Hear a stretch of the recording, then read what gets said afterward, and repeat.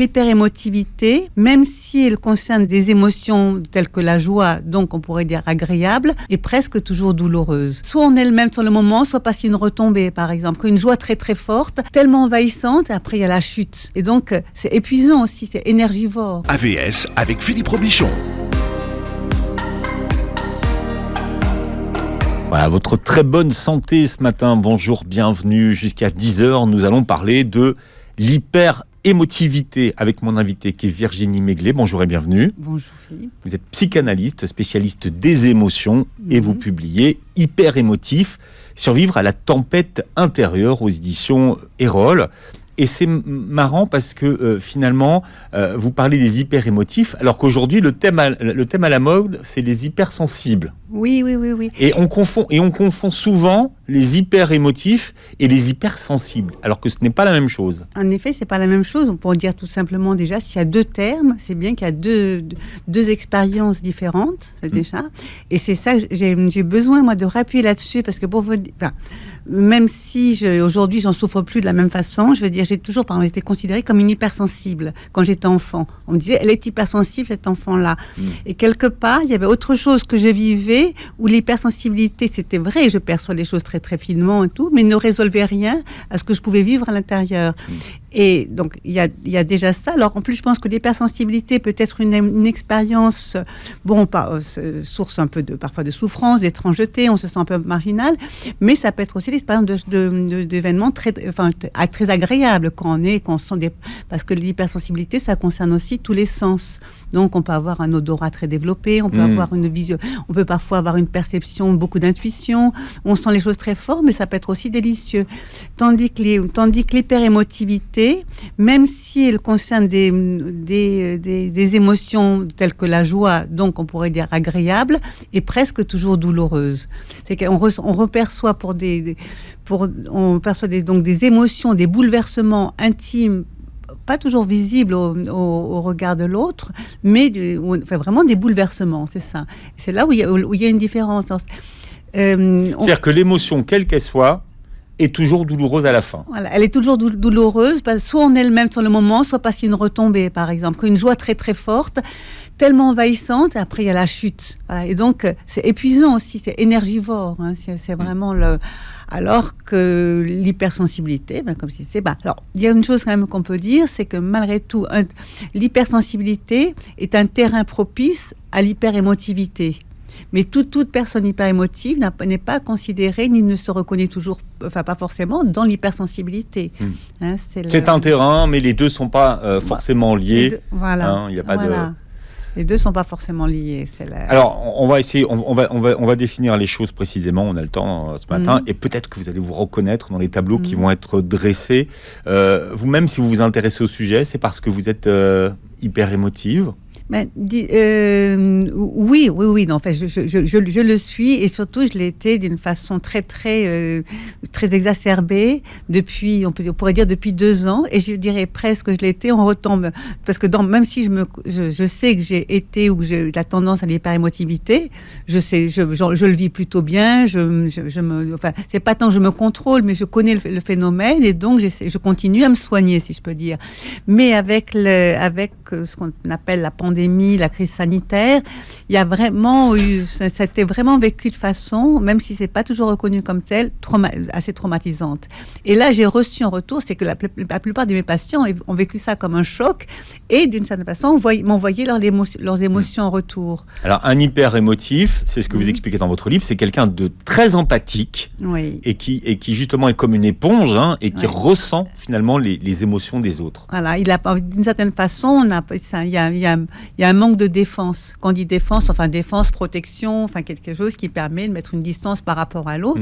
Donc même s'il y a un choc, on le reçoit, on peut le sentir, mais on le ressent pas trop fort, on se laisse pas bouleverser. Tandis que dans l'hyperémotivité, à un moment donné, c'est presque l'organisme, et je tiens à dire, c'est physique et psychique, même si on est psychanalyste, si je le suis en l'occurrence, je veux dire, moi je m'intéresse autant au physique, à l'organique qu'au psychique. Il y a un organe psychique, un organe physique, et l'émotion nous bouleverse passe dans notre intimité, y compris physique. Hein. Ça se traduit par on peut dire par des symptômes, des tremblements. Dans le meilleur des cas, c'est des tremblements. Après, si on ne le prend pas en compte, il y a vraiment d'autres symptômes plus... On parlera des symptômes tout à l'heure. Donc, par exemple, ce matin, avant de venir à la radio, votre hyper-émotivité se traduit comment ? Alors, elle s'est traduite, disons qu'une fois que je suis arrivée, moi je suis plutôt bien, je suis contente, je suis vraiment...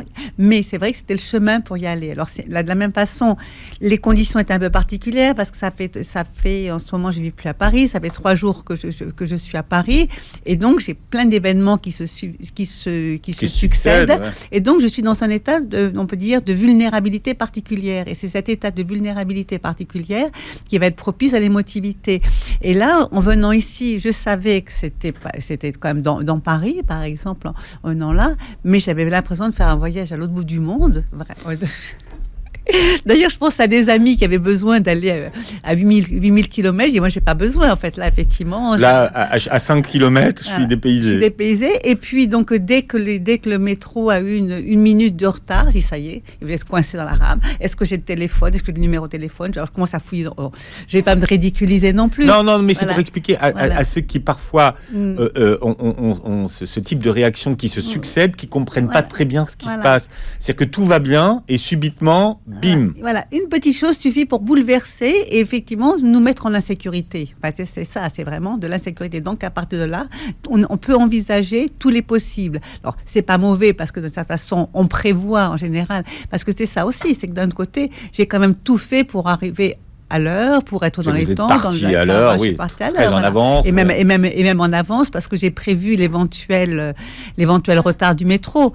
Ou la possibilité éventuelle de faire quelques kilomètres à pied. Mais dans mon état de vulnérabilité matinale, j'ai quand même eu plusieurs fois la crainte du pire. Voilà, c'est ça, l'hyper-émotif, c'est quelqu'un qui peut imaginer le pire facilement. Voilà, c'est le pire. Alors après, à chacun son pire, en effet. Hein. Quand je dis chacun son pire, pour moi, ça peut être le retard parce que j'aime pas ça, mais pour d'autres, alors quand c'est poussé très loin, c'est imaginer un accident, c'est imaginer être perdu. Enfin, je veux dire, disons chacun le pire. Le pire, c'est ça. En fin de compte, c'est comme une expérience au niveau inconscient. C'est une expérience, on est vraiment on est presque en danger de mort. Enfin, ça semble énorme de dire comme ça, hein, voilà. Mais c'est quelque chose, là où c'est le pire, c'est que c'est comme si la vie ou l'avenir était en jeu. Hein. Et donc, selon les personnes, ça va être des images différentes pour pouvoir exprimer cette sensation de douleur. Mmh. Qu'est-ce qui distingue une émotivité, on va dire, ordinaire d'une hyper-émotivité ? Disons que l'émotivité, c'est Où vous placez le curseur, vous ? Le curseur, je passe. Enfin, moi, je trouve que, disons, dans mon livre, moi, je pense qu'il est important. Je dis effectivement, il ne s'agit pas de supprimer ni de contrôler ses émotions. C'est arriver à les vivre d'une façon apaisée. Alors, même la joie, c'est effectivement, ce sera source de joie. Pleurer, c'est magnifique. Moi, j'aime les pleurs. Si on a du chagrin, c'est très bien de pleurer. Donc, c'est pas s'interdire. Mais c'est cette sensation, mais qu'on ne met pas toujours avec des mots. C'est pour ça que j'ai écrit, parce que beaucoup de personnes le vivent sans forcément le détecter. C'est cette sensation d'être mise en danger, ou peut-être de perdre pied, hein, parce qu'on peut être l'hyper-émotivité et se contrôler, ou alors être moins dans l'hyper-émotivité. Je ne sais pas si je suis claire dans ce sens-là. Moi, le but, c'est pas d'apprendre à contrôler ses émotions, parce que c'est très épuisant. C'est apprendre à ne plus souffrir. Alors, c'est là où il y a quand même j'invite quand même à un certain travail. Parce que et à se libérer et se détacher de son hyper-émotivité. Oui. Vous parliez des pleurs, là, il y a un instant. Est-ce que quelqu'un qui pleure souvent, par exemple, c'est quelqu'un d'hyper émotif ?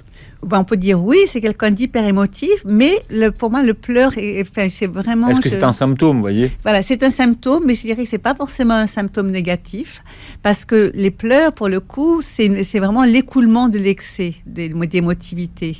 Et que on peut être... Voilà, c'est un symptôme, oui, on peut pleurer facilement, pour un oui, pour un non, pour un rien, mais en soi-même, c'est pas le plus négatif des symptômes, parce que c'est vraiment les pleurs, c'est ce qui permet de liquider. Enfin, vraiment, les pleurs, c'est des larmes, hein, ça liquide l'excès d'émotion. Vous voyez, je veux dire, dans la foi, c'est le symptôme et sa résolution presque. Donc ça fait du bien. Ça fait du bien. Et ça, ça libère. Ah oui, moi j'encourage vraiment j'encourage les larmes, et parce que justement, on a, alors pour le coup, il y a quelque chose qui est vécu comme un choc, un oubli, une perte, qui est vécu comme un choc. Et si 3 minutes après, on pleure, on retrouve son équilibre. Donc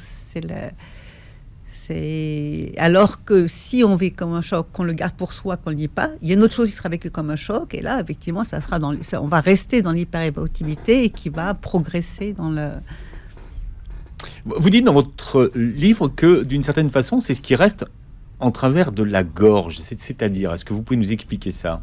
Disons que c'est là où ça se traduit vraiment physiquement. C'est là...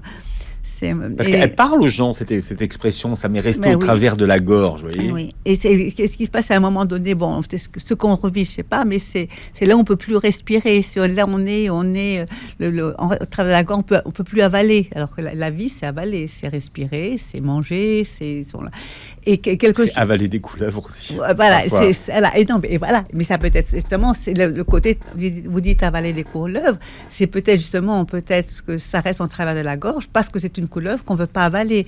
C'est pour ça que je pense que comprendre que l'on peut l'être alors qu'on ne s'imagine pas l'être peut vraiment être, c'est le début de la solution pour ne plus le subir, et plus le faire subir aux autres aussi. C'est un problème, l'hyperémotivité. C'est quoi ? C'est une maladie, un problème, ou pas du tout ? Disons que c'est un problème, mais là, si l'idée de ce livre m'est venue, c'est que c'est un problème qui concerne quand même beaucoup, beaucoup de personnes. Et moi, j'étais étonnée. Effectivement, parmi les personnes que je peux accompagner, le nombre de personnes, c'était aussi réel. Et je me dis, c'est un problème, pour le coup, c'est aussi une souffrance.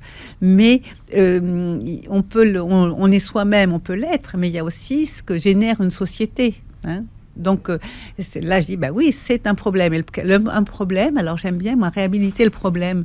C'est que un problème... Ça veut dire quoi, ça veut dire qu'on dit, j'ai des problèmes, on voudrait s'en débarrasser. Alors que les problèmes, étymologiquement, c'est la parole que l'on met en avant. Donc oui, c'est un vrai problème, donc on va le poser pour le résoudre. Voyez, c'est que si on veut s'en débarrasser, il va insister pour se faire entendre.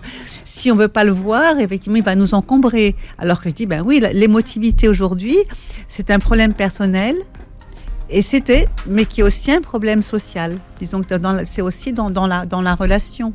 Alors peut-être l'être vous, hyper émotif, on en parle ce matin avec mon invité qui est Virginie Méglet, qui est psychanalyste et qui publie Hyper émotif, survivre à la tempête intérieure aux éditions Erol. Qu'est-ce qui prédispose à cette hyper émotivité ? Est-ce qu'on en connaît les causes ? Alors moi je pense qu'on pourrait dire, il y a une question de sensibilité, mais en général, il y a des traumatismes. Il faut dire vraiment que vous êtes prédisposé. Et le propre du traumatisme, c'est un choc, comme on peut le concevoir physiquement. Là, on parlera plutôt de traumatisme psychique, sauf que tout traumatisme psychique est aussi accompagné de traumatisme physique. Mais alors, est-ce que vous pouvez préciser ce terme de traumatisme ? Alors, le préciser, c'est ce qui fait choc dans l'intégrité du sujet. Donc, ça va être ce qui est traumatisant pour l'un ne le sera pas forcément pour l'autre. Moi, je prends parfois l'exemple de la naissance d'un frère ou d'une sœur. Pour un petit enfant, pour certains pourront le vivre plutôt bien, d'autres pourront le vivre de façon vraiment traumatisante. Donc l'important, c'est pas de dire que la naissance est traumatisante de façon générale, mais est-ce que cette naissance n'a pas été facteur de traumatisme en fonction de l'histoire de la famille, par exemple, voilà. Donc c'est le traumatisme. Après, il y a aussi d'autres traumatismes. Il y a un accident, il y a un décès, il y a une naissance compliquée. Et ce qui se passe souvent, c'est que pour les... Et là, vous parlez de sa propre naissance, de la naissance de l'hyper-émotif, qui en garde une mémoire traumatique. Tout à fait, il en garde une mémoire traumatique. Et le propre du traumatisme, là où ça fait vraiment traumatisme, c'est que quand il y a, autour d'une naissance, quand il y a un vrai choc, on a tellement peur que on reçoit aussi la peur des autres. Voyez, on reçoit la peur de la mère, du personnel soignant. On reçoit cette peur-là. Mais quand tout s'est bien passé, on oublie. Alors, on oublie et on passe, et on est heureux. Mais l'enfant, la mémoire, enfin le nourrisson, lui, ne l'oublie pas. C'est inscrit dans sa mémoire. Donc, il va tout faire pour survivre, et pour vivre aussi, pour être agréable. Mais malgré tout, ça parle en lui. Et à l'occasion d'un autre choc ou d'un événement, ça va se réveiller en lui à son insu, dans un premier temps. Et vous dites de ce traumatisme qui peut sauter une génération. Oui, parce c'est-à-dire que dans le sens où on est quand même des êtres, en tant que... quand je parle on vit, on est dans la survie avec souvent très beau... Quand on vit un tel désir de vivre, qu'on aperçoit qu'on supporte beaucoup de choses. On le voit avec les guerres, par exemple. Justement, quand des hommes, c'est plus souvent des hommes, participent à des guerres, ils vivent des atrocités. Vraiment. Et puis ils peuvent tuer pendant la guerre. Quelqu'un tue. Mais une fois que la guerre est finie, on oublie tout. On peut pas. Il n'y a pas d'espace pour parler justement. Donc le fait, par exemple, d'avoir tué ou d'avoir dû abandonner quelqu'un qui est mort, en fait, là aussi, c'est un traumatisme. Quand la personne revient à la maison, c'est enterré. Alors déjà, il y a la violence intérieure qui passe aux enfants aussi. Mais sauf parce qu'il y a de la reviviscence. Mais comme ce n'est pas parlé, comme ça n'est pas résolu, comme ce n'est pas ça, les enfants peuvent le recevront comme un choc et seront dans la survie parce qu'on n'en parle pas, ça n'existe pas. Mais quand ces enfants-là deviendront adultes, ils ont aussi cette mémoire-là et à un moment de la naissance de l'enfant, il suffit quelque chose, rappelle par exemple la guerre qu'ils n'ont pas vécue pour que ce soit vécu par eux de façon excessive. Mais cet excès, il faut ils n'ont pas besoin d'avoir vécu eux-mêmes l'événement pour que finalement ils le vivent d'une façon hyper émotive. Voilà, c'est ça. Parce qu'il y a cet excès. Mais c'est là où moi je veux considérer l'excès comme étant quelque chose. Il ne faut pas, ne pas le nier. S'il y a de l'excès, ça vient exprimer quelque chose qui est de l'ordre de l'excès déjà. On peut dire le traumatisme est effectivement par essence excessif pour l'organisme. Vous dites que le traumatisme œuvre par ramification souterraine. Oui. Ça, c'est vraiment, moi, bien sûr, en tant que psychanalyste, on fait un travail personnel. Moi, c'est vrai que le transgénérationnel, m'a toujours à la fois intéressée. Mais c'est passionnant, et on en parle de plus en plus, c'est vraiment... c'est passionnant. Nous sommes des êtres de mémoire. Et il y a ce qui se vit en apparence et par survie, par politesse, par délicatesse, il y a tout ce qu'on est contraint de dissimuler. Et c'est là même, c'est pas parce qu'on dissimule une peur qu'elle n'est pas là. Donc il y a plein de gens qui disent effectivement, j'ai pas peur, j'ai pas mal, même pas mal, parce qu'effectivement le traumatisme a fait tellement mal que on veut pour le coup, le ravaler. On parlait de le ravaler, mais il insiste pour se faire entendre, et c'est là où c'est par ramification souterraine. Au lieu de passer de façon directe, il va se faire entendre et se traduire d'une façon différente. C'est vrai que les mémoires des guerres, les mémoires de l'immigration aussi, du déracinement, ce sont des traumatismes qui se transmettent de génération en génération et dont on voit les effets, les ondes d'écho des années plus tard. Ah oui, non, mais le déracinement, c'est ça. Souvent, des parents ou des personnes vont quitter un pays parce qu'il y a une promesse. Mais cette promesse, elle est quand même de l'ordre de l'idéalisation, et ça veut dire qu'effectivement, on quitte le nid.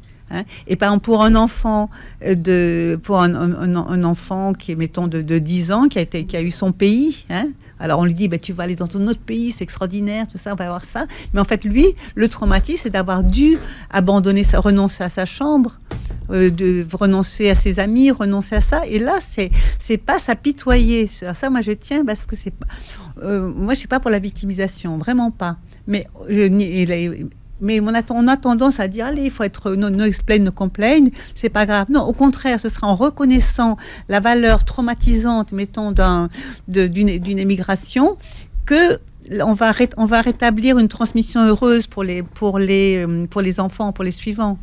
Je sais qu'il y a des enfants de 30 ans qui sont vraiment perdus, mais parce qu'en fait, ils ont subi indirectement, justement, le sentiment d'abandon du père qui est obligé de quitter son pays. Voilà. Alors que si, par ailleurs, 10 ans après, dans le pays d'accueil, il y a un enfant qui naît, il n'aura pas ce problème-là. Hein, voilà, donc... On réhabilite le problème. Voilà. Comme vous dites. De quoi cette hyper-émotivité se nourrit-elle? Puisque vous expliquez très bien dans votre livre que finalement, elle s'autogénère. Comme si c'était quelque chose qu'on entretenait. Oui, mais alors disons que c'est assez énigmatique, parce que moi, je pense que, en fait, on l'entretient pas de façon volontaire, hein, mais c'est pour être entendu. Hein. Alors, je crois qu'il y a vraiment quelque chose comme ça. Pourquoi ça insiste? C'est ce que je vois, c'est à quel point il suffit que ce soit entendu. Entendu pour que ça apaise. Donc, se dire que là où on l'entretient soi-même, c'est inconsciemment dans l'espoir d'être entendu et apaisé. Après, il y a l'autre côté, c'est au niveau de l'addiction. Hein, c'est là, pour le coup, une perte de contrôle. C'est un peu... C'est-à-dire que les hyper-émotifs pourraient être addicts, avoir des addictions qui sont liées justement à leur hyper-émotivité. Voilà, oui, parce qu'à la moment, quand c'est un peu comme quand le traumatisme est trop fort, ou quand l'hyper-émotivité est trop forte, il y a un tel malaise aussi, enfin là je parle de bouleversement ou tempête, qu'on perd on ne sait pas quels sont les bons gestes pour s'apaiser.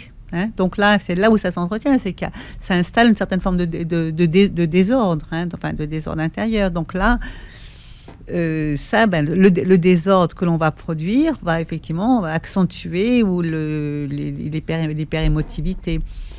Et ce ne sera pas simplement un médicament, un calmant qui va guérir, au mieux ça peut calmer, mais le processus est là.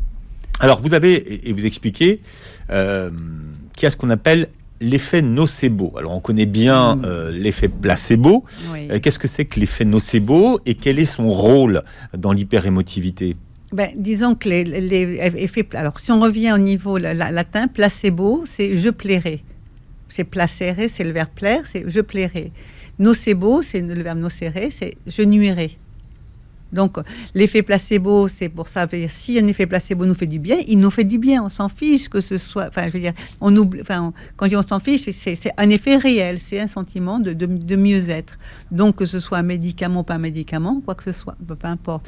Mais l'effet nocebo, c'est effectivement ce qui va vraiment nuire. Hein. Alors. Là, disons que moi je me place en ce moment un peu à contre-courant de pas mal de choses qui sont dites. Par exemple, c'est par rapport à la peur.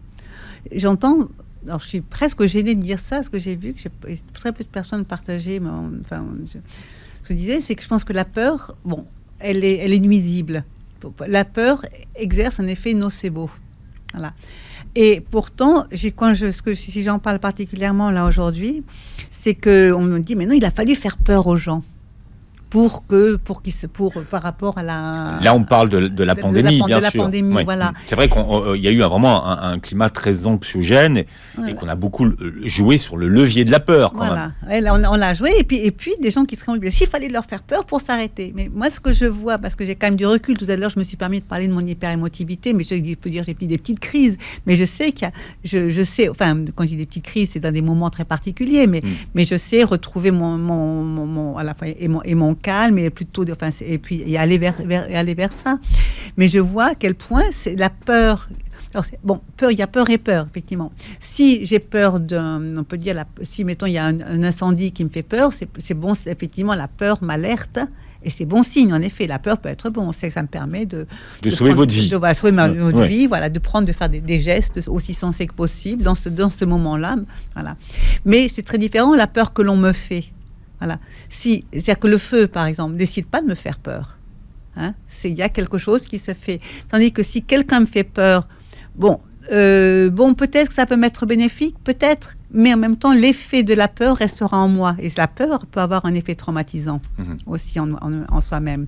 Et donc, à ce niveau-là, je dis, oui, la peur, au-delà, alors on pense que, apparemment, ça peut peut-être faire du bien, mais je pense que ça a vraiment un effet nuisible.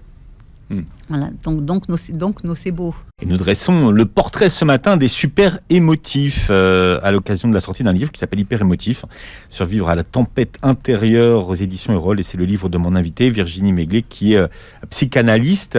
Vous dites que les hyper émotifs ont tendance à affabuler, c'est-à-dire à se raconter des histoires Et sur le plan psychologique, l'hyperémotivité amplifie la perception et ça produit à la fois un effet de loupe et un effet de miroir déformant.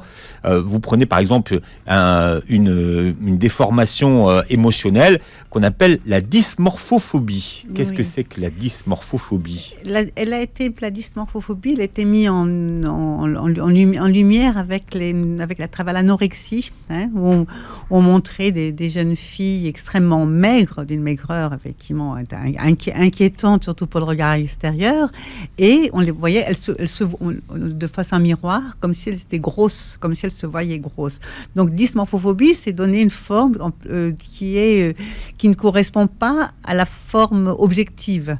Donc, ça déforme. Voilà, ça déforme. Et donc, l'hyperémotivité déforme. Voilà, alors, vous expliquez qu'il y a une surinterprétation ou une mésinterprétation d'une situation. Oui. D'où ça vient, cette façon de voir les choses avec les mauvaises lunettes ? Disons que ce sont des lunettes. Au départ, c'est pas forcément des mauvaises lunettes, mais c'est l'intention qui est pas. Le but n'est pas atteint. C'est qu'en fait, un enfant qui rencontre dans la rue un homme, cet homme lui fait extrêmement peur. S'il arrive chez lui en disant j'ai très très très peur. Pourquoi tu as très très peur ? J'ai vu un homme. Mais un homme, ça fait pas peur. Enfin, mettons, je voyais, comment il était cet homme ?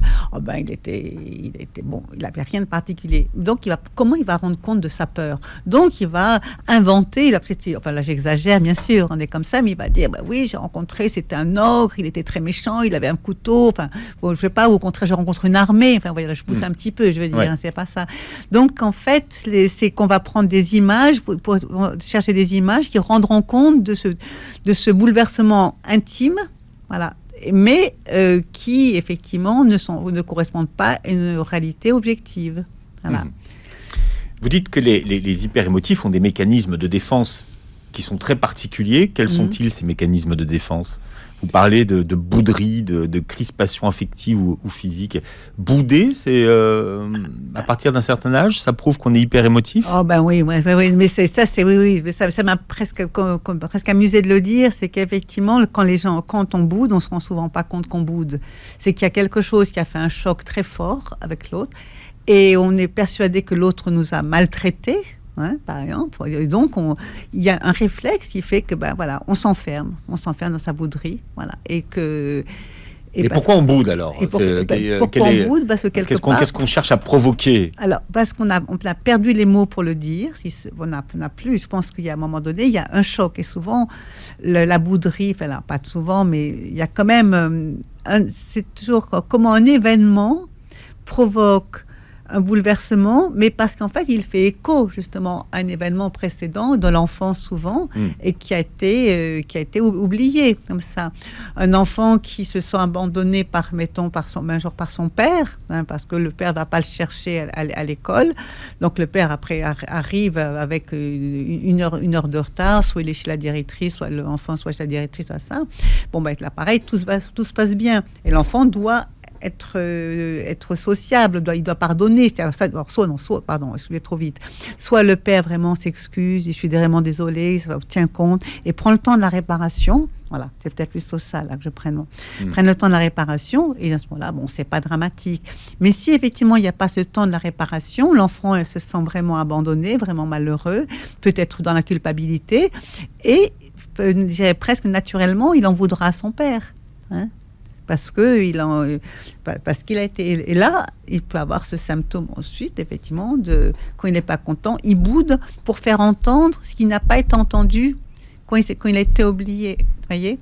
Parce que quelque part, on ne lui a pas donné l'espace de sa souffrance. Donc, il a aussi la crainte de ne pas être de l'autre aussi. Donc, il va se refermer sur lui et bouder. Voilà.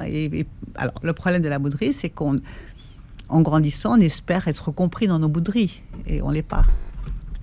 Mais on attend une réaction quand on boude. Pardon ? On attend une réaction des autres quand on Oui, boude. on Enfin, attend. Mais alors, je sais pas si vous avez vu, on attend une réaction, mais on est souvent rarement satisfait par la Ah bah. réaction, quelle qu'elle soit. C'est pas la bonne.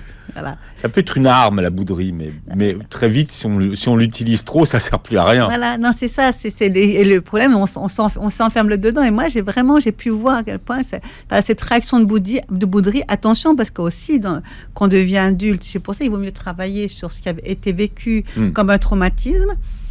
Et parce qu'autrement, on s'enferme et on provoque aussi parfois, pour le coup, on va dramatiser des relations parce on peut, si ce qui va déclencher une bouderie est peut-être un effet, pour le coup, aussi sans importance. Enfin, je veux dire, enfin, pas un effet.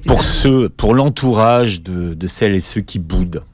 C'est compliqué à vivre parfois pour l'entourage.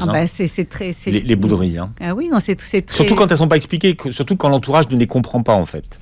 Mais oui, alors après, quand c'est dans une famille de frères et sœurs, il y a des rôles. Je veux dire, il y a le boudeur, il y a celui qui ne comprend pas, qui boude jamais. Voilà. Sinon, la bouderie, c'est effectivement là où c'est plus difficile, c'est qu'en fait, ça se déplace. C'était, mettons, dans la famille qu'on a appris cette habitude, plus ou moins forte. Puis tant qu'on l'écoute pas, elle va progresser, donc s'accroître et donc empirer en fait. Mais c'est comme un phénomène de progression qui fait que ça empire. Et effectivement, elle va s'adresser à des gens qui, pour le coup, ne comprennent vraiment pas. Et donc c'est ce déplacement. C'est pour ça que là, moi, j'invite à le voir, dire, voilà, qu'est-ce qui s'est passé qui a été vraiment vécu. Oui. Est-ce qu'il y a un lien entre justement l'hyper-émotivité et puis un autre symptôme aujourd'hui dont on parle beaucoup, c'est l'hyperactivité? Disons qu'il y a un lien dans je pense que l'hyperactivité, c'est une fuite en avant. Bon, c'est pas désagréable parce qu'en général, ça débouche sur des créations. Donc, c'est pas vraiment vécu en tant que tel par la personne qui le vit comme un symptôme. Ça l'est dans le sens où, plus souvent par l'entourage, parce qu'on n'a jamais le temps pour les autres. Et c'est une façon, mais c'est une interprétation. Une interprétation qui n'en exclut pas d'autres, mais que c'est une façon de fuir son émotion. On n'a pas le temps, plutôt que de ressentir de la joie. On est toujours ailleurs, et voilà, le message. Après, oui, ça, c'est la. Ça peut être corrélé. Oui, non, mais oui, très, très fort. Sauf qu'après, là aussi, c'est un peu addictif. C'est qu'on peut pas. La difficulté, c'est que pourquoi moi j'écris le livre, c'est pour montrer ce qui se passe par en dessous, parce que quelqu'un d'hyperactif, on peut pas lui expliquer consciemment ça. Il pourra dire que oui, non, c'est pas pour ça. Voyez, ce que je veux dire, c'est que c'est vraiment au niveau de qu'est-ce qui motive l'hyperactivité. Ben oui, c'est souvent la fuite du choc émotionnel. En quoi est-ce que la frustration, par exemple, est à l'origine d'émotions très violentes? La frustration. Pour un hyper-émotif. La frustration, c'est presque une émotion de naissance. C'est la première émotion désagréable qu'on vit. C'est dans le sens où c'est à la naissance. On est dans le manque. On est dans le manque. On était dans le ventre, donc on était bien enveloppé. Soudain, on n'est plus enveloppé. Il y avait pas trop de lumière. Soudain, il y a plein de lumière. On était enveloppé aussi. Puis voilà. Et je l'ai déjà dit, mais je vais dire aussi au niveau même tendresse, là, soudain, il y a le vide. Et je pense que cette expérience de la frustration, qu'on a tous en partage, on nous apprend à la terre, je vais dire, on n'a pas le droit, et on va souvent la compenser. Je perds un peu le fil de mon idée là, mais on voit les parents vont compenser leur propre frustration, mettons, ensuite en gâtant énormément leur enfant. Mais l'enfant n'a pas ce dont il a besoin, il a ce dont auraient besoin les parents. Donc il reste lui-même dans la frustration. Comment on renonce à son hyper-émotivité, si on peut y renoncer? Moi, il y a le mot que j'aime, c'est vraiment pas que j'aime, mais que je ressens personnellement. C'est que, vous savez, c'est un peu comme un mauvais doudou. on ne peut pas imaginer son passé parce qu'on l'a. Mais c'est un peu comme l'alcoolique qui aussi qui veut a besoin de sa dose. Voilà, il a besoin de sa dose. Et bien, mais parce qu'il n'a pas eu l'expérience de l'apaisement. Parce que justement, ça va réveiller l'idée même de cesser de boire. Ça va réveiller cette frustration première. Et moi, je peux faire qu'une invitation, c'est que c'est vraiment s'apaiser, c'est se permettre aussi de grandir. C'est pas renoncer aux émotions, c'est pas renoncer à l'émotion. Mais c'est se donner je dirais presque, c'est se donner les moyens de grandir aimablement, mais en même temps, c'est un projet. Hein, c'est pas du jour au lendemain. C'est de la même façon. C'est un peu un projet de vie. C'est vivre mieux. C'est devenir aussi peut-être plus maître de soi. Mais quand je dis maître, c'est pas la contrôle. C'est plus apaisé avec soi-même, mieux se connaître. Et ça, moi, j'invite vraiment à ça. C'est aussi être moins dépendant des autres. Si ne pas attendre. Tout à l'heure, je parlais de la peur. J'évoquais la peur. Mais c'est vrai que la peur qui vient de l'extérieur nous soumet. Et tant qu'on est dans la soumission, on est dans l'attente de la résolution chez l'autre, de la part de l'autre. Et moi, je pense que vraiment, on a des ressources merveilleuses en soi et que sortir de l'hyperémotivité, c'est apprendre à compter sur ses propres ressources.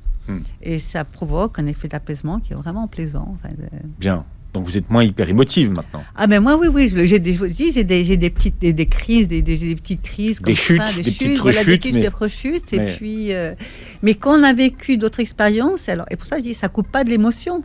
Moi, de toute façon, les émotives, j'aime les émotions. Je parlais tout à l'heure de pleurs. Je sais que si je pleure, je suis presque heureuse de pleurer. Oui, vous avez fait la paix avec vos émotions en fait, c'est ça. Oui. La suite se trouve dans votre livre, ça s'appelle Hyper émotif au pluriel, survivre à la tempête intérieure. L'éditeur c'est Erol. Virginie Megler, merci d'avoir été avec nous ce matin. Merci beaucoup, Philippe. Vous réécoutez cette émission, non c'est une émission, mais c'est une émission qui parle des émotions en podcast sur beurrefm.net. Et puis vous pouvez voir la captation de l'émission sur la chaîne YouTube. Merci d'avoir été avec nous, passez une très belle journée santé sur Beurre FM.